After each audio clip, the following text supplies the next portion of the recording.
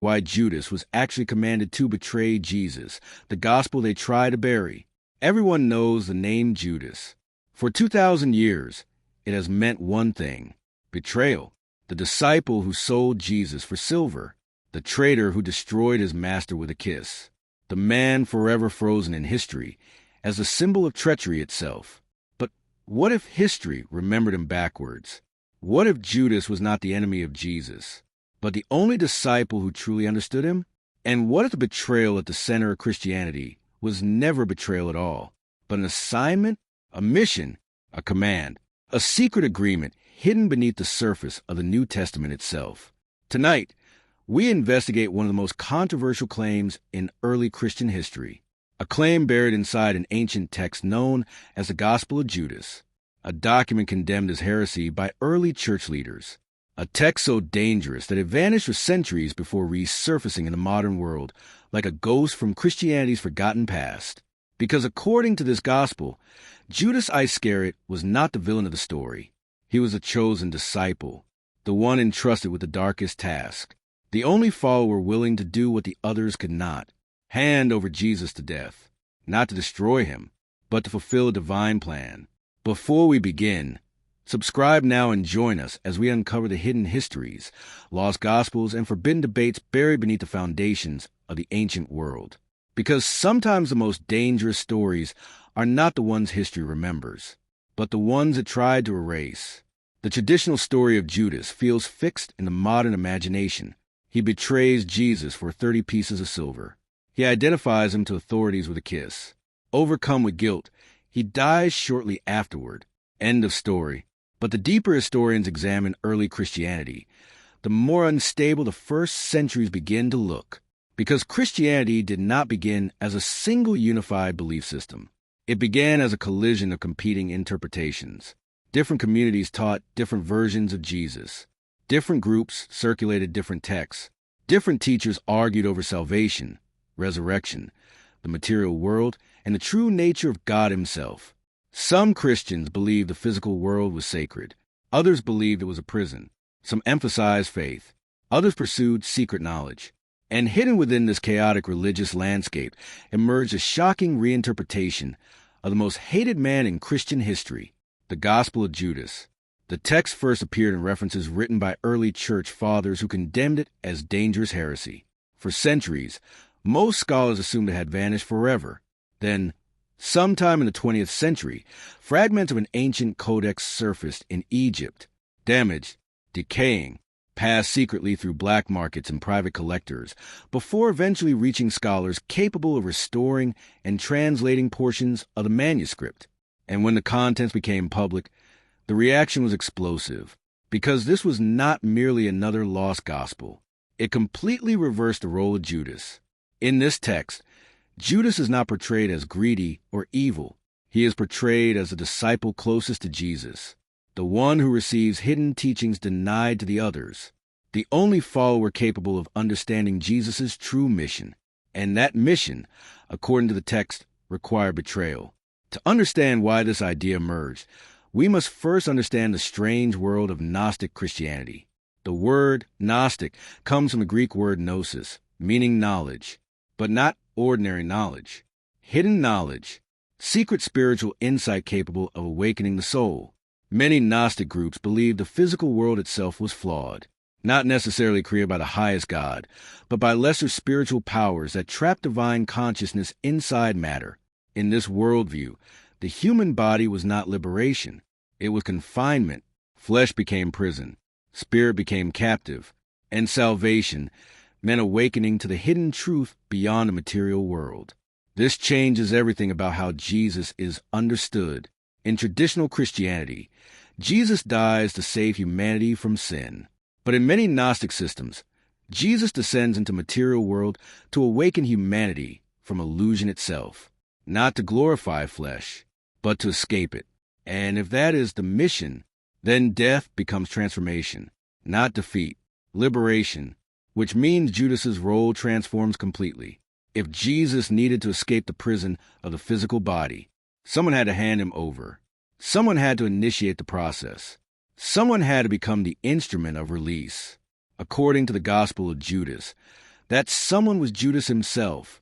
This is where the text becomes deeply unsettling, because Jesus is not angry with Judas in this gospel.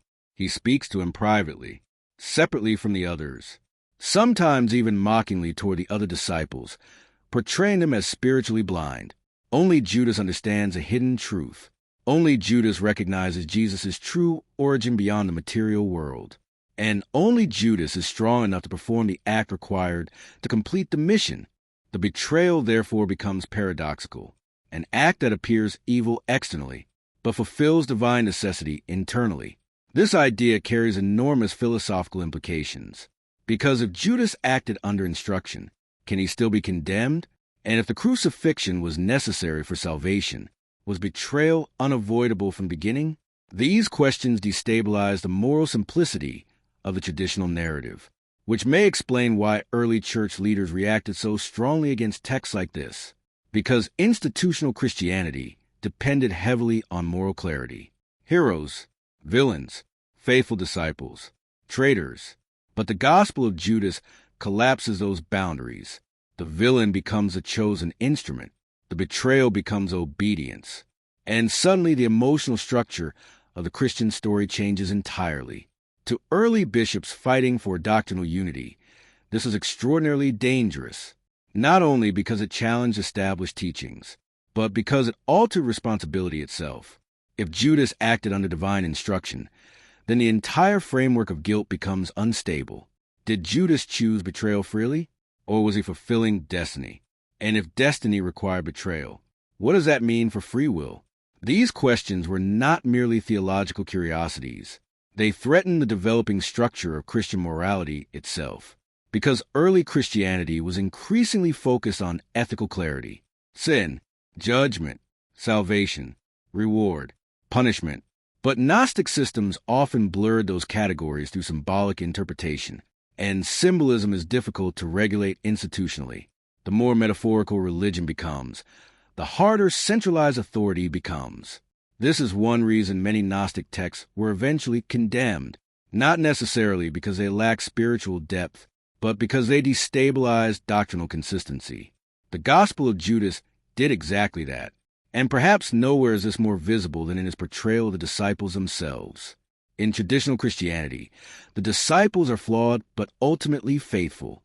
In the Gospel of Judas, many appear confused, spiritually asleep, or incapable of understanding Jesus' true nature.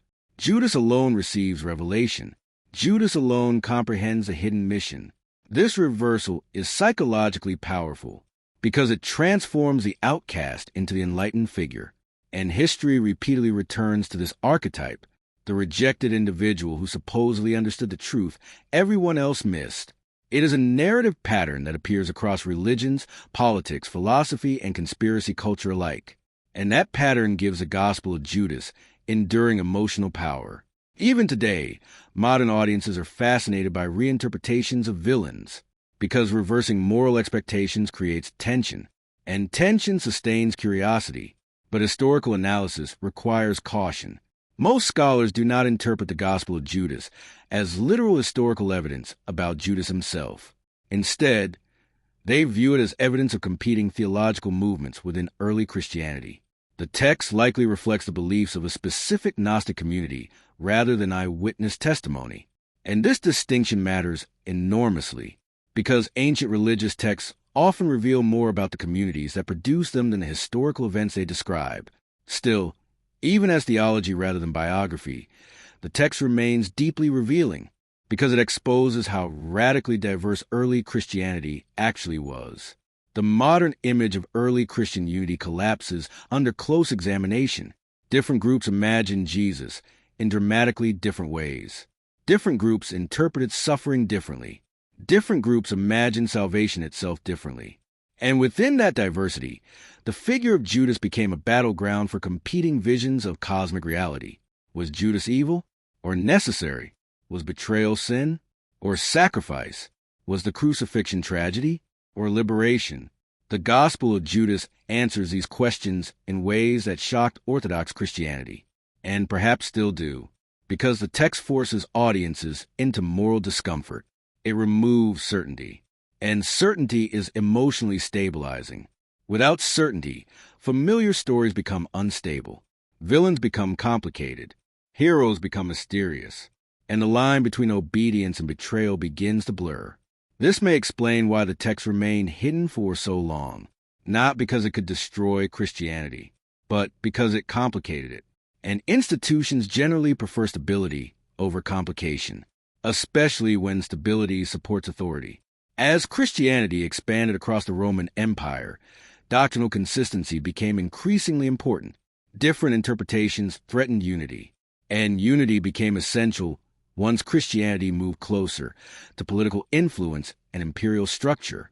Texts that destabilized moral clarity became liabilities, not because they lacked intelligence, but because they resisted simplification. The Gospel of Judas could not be easily simplified. Its worldview was too strange, too symbolic, too disruptive to traditional structures of guilt and redemption. And yet, despite centuries of suppression, the text survived, barely, hidden in desert sands, fragmented by time, recovered through accident. Its survival itself feels almost symbolic, like a forgotten voice refusing to disappear completely. And maybe that is why it still fascinates modern audiences, because buried beneath the ancient theology is a deeper human question. How often does history turn complicated people into simple symbols? Judas became the universal image of betrayal, but symbols flatten complexity. Real human beings, even ancient ones, rarely fit perfectly into moral categories. And perhaps that is what makes this lost gospel so emotionally powerful. Not because it proves Judas was innocent, but because it forces audiences to reconsider how narratives are constructed in the first place. Who becomes a villain? Who controls memory? And how much of history survives because institutions needed certain characters to remain simple? As the investigation deepens, another unsettling realization emerges. The figure of Judas may have become larger than the historical person himself. Over centuries, Judas transformed into an archetype, a warning, a theological necessity, the embodiment of treachery itself. But archetypes often absorb meanings beyond history. They become cultural tools. And once that happens, recovering historical nuance becomes extremely difficult. The Gospel of Judas disrupts that archetype. It refuses simplicity. And because it refuses simplicity, it continues generating controversy even today. The deeper scholars examine lost Christian texts, the clearer one fact becomes. Early Christianity was not built from one uncontested story. It emerged from conflict, from argument, from competing visions of truth struggling for survival. Some texts became canon, others became heresy, some voices were preserved, others nearly vanished forever. But the existence of those lost voices changes how we understand the past, because it reveals that history could have looked very different. And perhaps that is the most unsettling possibility of all. Not that one lost gospel overturns Christianity, but that the earliest centuries of the faith were far more unstable, diverse, and contested than later generations were taught to imagine. And somewhere within that instability, a forgotten text still whispers one impossible question. What if the greatest betrayal in history was actually obedience? And once that question enters the story, it does not leave quietly, because it forces a confrontation not only with Judas, but with the entire structure of how ancient religious meaning was built. If Judas was not acting alone, then agency itself becomes uncertain. And if agency becomes uncertain, then responsibility becomes complex. And complexity is something ancient religious systems often struggled to contain. But before we go further, we have to pause and ask a critical question that historians repeatedly raise when discussing texts like the Gospel of Judas. Are we dealing with historical memory or a theological imagination? Because the difference between those two categories is everything. The Gospel of Judas does not read like a courtroom transcript. It does not read like a military report. It reads like interpretation layered upon interpretation, a symbolic worldview expressed through narrative rather than documentation. And that distinction matters, because ancient religious texts were not written with modern historical standards in mind. They were written to convey meaning, to explain reality as understood by a specific community, not necessarily to record events with forensic precision. So when the text presents Judas as receiving secret knowledge, we are not necessarily reading eyewitness testimony. We are reading theological reconstruction, a story designed to explain why suffering, betrayal, and salvation coexist in the same narrative universe. But even if we interpret the text as symbolic rather than literal, its implications remain powerful, because symbolism still shapes belief, and belief shapes history. One of the most important aspects of early Christianity is how diverse its interpretations of Jesus actually were. In some communities, Jesus was understood primarily as divine spirit inhabiting human form. In others, he was a teacher of wisdom. In others still, he was a cosmic redeemer descending into a flawed material world. These differences were not minor variations. They represented fundamentally different cosmologies, different understandings of reality itself. And within these competing frameworks, Judas becomes a flexible symbol. In one tradition, he is condemned. In another, he is necessary. In another, he is misunderstood. And in the Gnostic tradition reflected in the Gospel of Judas, he becomes the only disciple capable of perceiving hidden truth. This raises a broader historical question. How do religious systems decide which interpretations survive? The answer is not simple, because survival depends on more than truth claims. It depends on structure. Communities that develop centralized authority tend to prioritize consistency over diversity. As Christianity moved toward institutional organization, especially after gaining imperial support, the need for unified doctrine intensified. At that point, competing interpretations became not just theological differences, but organizational risks. And risks must be managed. This is where canon formation becomes crucial. The process of determining which texts were authoritative was gradual and deeply contested. It was not a single moment of decision. It was a centuries-long process of inclusion and exclusion. And during that process, texts like the Gospel of Judas were pushed outside the boundaries of orthodoxy, not necessarily erased through dramatic destruction, but excluded from circulation. And exclusion, over time, leads to disappearance, because manuscripts require continuous copying to survive, and once copying stops, extinction begins. But here is where the story becomes more complicated. Even as Gnostic texts were marginalized, their ideas did not fully disappear. They resurfaced in fragments, in critiques written by opponents, in quotations embedded in anti-heretical writings, and in rediscovered manuscripts centuries later. This creates a strange historical phenomenon. The ideas survive even when the original texts do not. And sometimes those ideas influence mainstream thought indirectly, which raises another question. If ideas survive independently of their sources, how much of intellectual history is shaped by unseen transmission rather than preserved documentation? This question becomes especially relevant when examining Judas's evolving role in Christian thought. In early canonical tradition, Judas becomes a cautionary figure, a moral boundary, a narrative necessity that defines loyalty through contrast. But in Gnostic reinterpretation, that boundary dissolves. And once boundaries dissolve, interpretation expands. Judas is no longer simply a traitor. He becomes a participant in a larger cosmic structure, a structure in which material reality itself is questioned. And this shift reflects one of the most important tensions in ancient religious philosophy, the relationship between matter and spirit. For many Gnostic thinkers, the physical world was not the ultimate reality. It was a flawed or incomplete expression of deeper spiritual truth. In that framework, death is not simply an end. It is a transition. And suffering is not punishment. It is separation from true reality. This worldview transforms the meaning of crucifixion entirely. If physical existence is a form of imprisonment, then release becomes the ultimate goal. And if release requires physical transition, then the mechanisms that lead to death become part of a divine process. This is where the interpretation of Judas becomes radically inverted. He is no longer the one who destroys Jesus. He becomes the one who enables liberation.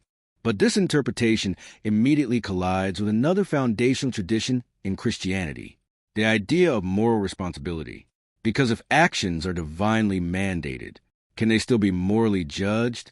This question was not only philosophical, it was deeply theological.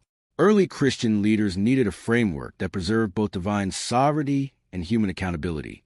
Without that balance, moral teaching loses structure. If Judas is commanded to betray Jesus, then betrayal is no longer moral failure. And if betrayal is not moral failure, then the entire narrative of sin, repentance, and redemption becomes destabilized. This is one of the key reasons why texts like the Gospel of Judas were considered dangerous, not because they simply told a different story, but because they altered the mechanics of moral reasoning itself. However, modern scholarship tends to approach the text differently. Rather than reading it as literal history or suppressed truth, scholars often interpret it as evidence of theological diversity, a reflection of how early Christian groups grapple with fundamental questions about evil, knowledge, and divine purpose. And in that sense, the Gospel of Judas becomes less about Judas himself and more about the community that produced it, a community wrestling with the problem of meaning in a world where suffering, betrayal, and salvation coexist without easy explanation. But even when framed this way, the emotional impact of the text remains strong, because it challenges one of the most stable narrative structures in Western religious tradition, the idea of a clear villain. Judas, in popular memory, is the clearest villain in the Christian narrative, but the Gospel of Judas disrupts that clarity. And when clarity is disrupted, audiences are forced into interpretive discomfort. That discomfort is what keeps the text alive in modern discussion, because it refuses closure, it refuses simplicity, and it refuses moral finality. As we move deeper into this investigation, another layer emerges, the psychology of betrayal itself. Across human history, betrayal narratives are among the most emotionally powerful stories ever told. They appear in mythology, politics, religion, literature, and modern media. Why? Because betrayal combines intimacy and rupture. It requires closeness before separation, trust before violation, meaning before reversal. Judas occupies the center of that psychological structure. He is not a distant enemy. He is an insider, which makes the narrative emotionally sharper. But the Gospel of Judas complicates even that structure because it removes the assumption of violation and replaces it with instruction, which fundamentally changes the emotional logic of the story. If betrayal is instructed, then emotional categories shift. What once felt like moral collapse becomes functional necessity within a larger system. And that reinterpretation is precisely why the text remains controversial. Not because it is widely accepted, but because it destabilizes emotional certainty. And emotional certainty is one of the strongest forces in narrative tradition. As this investigation continues, we arrive at a broader reflection. Perhaps the most important question is not whether Judas was good or evil, not whether the Gospel of Judas is historical or symbolic, but why humanity repeatedly revisits and reinterprets foundational stories in the first place. The answer may lie in the nature of storytelling itself. Stories are not static artifacts. They are living structures that evolve with culture, language, and belief. As societies change, their interpretations of the past change with them, which means history is never truly fixed. It is continuously reconstructed. And reconstruction always reflects present concerns as much as past events. The Gospel of Judas therefore functions as more than a religious text.